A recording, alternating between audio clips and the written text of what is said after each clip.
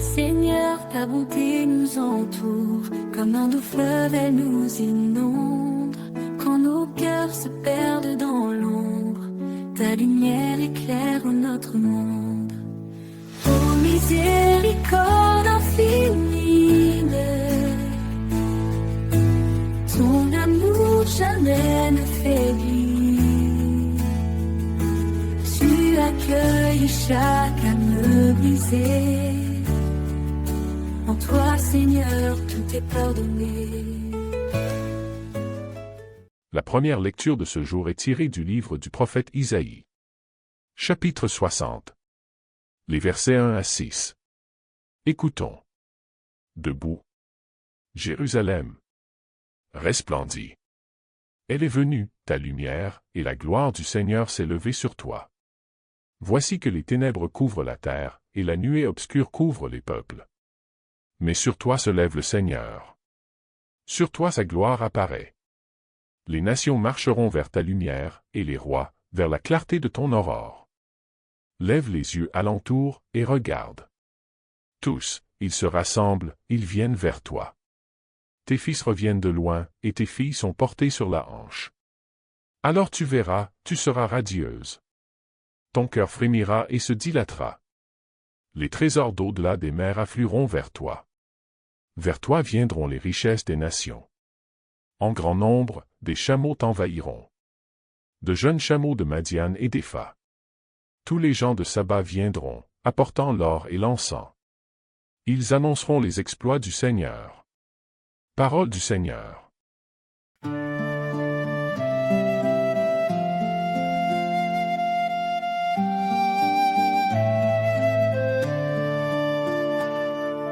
Toutes les nations, Seigneur, se prosterneront devant toi. Dieu, donne au roi tes pouvoirs, à ce fils de roi ta justice, qu'il gouverne ton peuple avec justice, qu'il fasse droit aux malheureux. Toutes les nations, Seigneur, se prosterneront devant toi. En ces jours-là fleurira la justice, grande paix jusqu'à la fin des lunes, qu'il domine de la mer à la mer, et du fleuve jusqu'au bout de la terre. Les nations, Seigneur, se prosterneront devant toi. Les rois de Tarsis et des îles apporteront des présents. Les rois de Saba et de Séba feront leur offrande.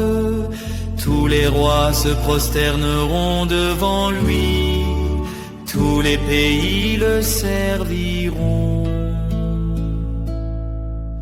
Toutes les nations, Seigneur, se prosterneront devant toi. Il délivrera le pauvre qui appelle, et le malheureux sans recours. Il aura souci du faible et du pauvre dont il sauve la vie.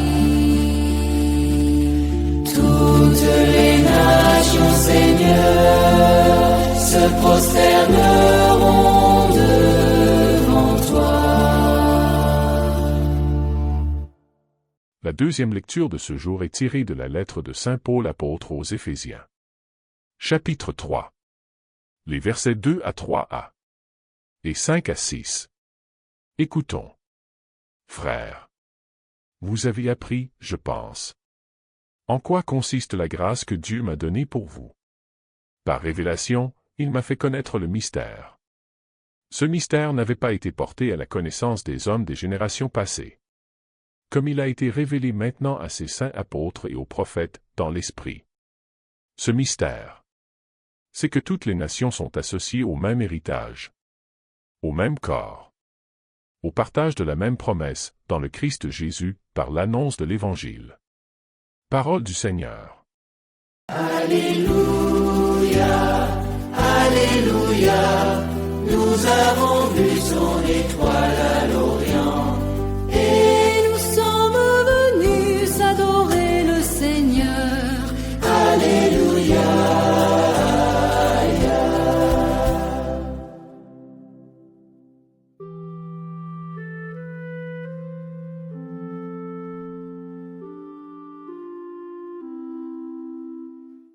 L'Évangile de Jésus-Christ de ce jour est selon saint Matthieu. Chapitre 2. Les versets 1 à 12. Écoutons. Jésus était né à Bethléem en Judée, au temps du roi Hérode le Grand. Or, voici que des mages venus d'Orient arrivèrent à Jérusalem et demandèrent: Où est le roi des Juifs qui vient de naître? Nous avons vu son étoile à l'Orient et nous sommes venus nous prosterner devant lui. En apprenant cela, le roi Hérode fut bouleversé, et tout Jérusalem avec lui. Il réunit tous les grands prêtres et les scribes du peuple, pour leur demander où devait naître le Christ. Ils lui répondirent: À Bethléem en Judée.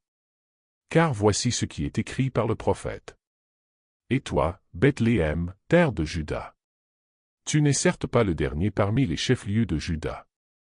Car de toi sortira un chef, qui sera le berger de mon peuple Israël. Alors Hérode convoqua les mages en secret, pour leur faire préciser à quelle date l'étoile était apparue.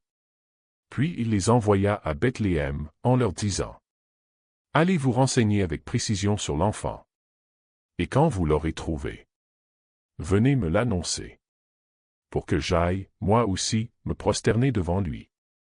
Après avoir entendu le roi, ils partirent. Et voici que l'étoile qu'ils avaient vue à l'Orient les précédait, jusqu'à ce qu'elle vienne s'arrêter au-dessus de l'endroit où se trouvait l'enfant. Quand ils virent l'étoile, ils se réjouirent d'une très grande joie. Ils entrèrent dans la maison, ils virent l'enfant avec Marie sa mère. Et, tombant à ses pieds, ils se prosternèrent devant lui. Ils ouvrirent leur coffret, et lui offrirent leurs présents: de l'or, de l'encens et de la myrrhe. Mais, avertis en songe de ne pas retourner chez Hérode, ils regagnèrent leur pays par un autre chemin. Acclamons la parole de Dieu.